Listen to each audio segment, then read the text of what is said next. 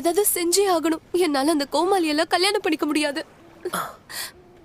ஏன் தேவையில்லாம பயப்படுற? உனக்கு நான் இருக்கேன். ஓகே,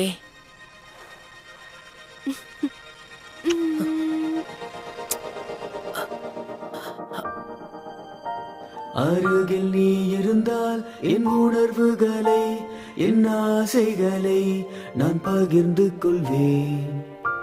உன்னுடன் இருந்தால் ஏதேதோ ஆகின்றேன், தொலைந்து போகின்றேன் உன்னிடமே.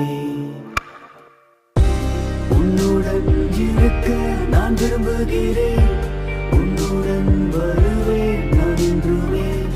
பாதை எதுவானாலும் இறுதி வரைக்கும் என்னை என்றும் நீங்கி போகாதே.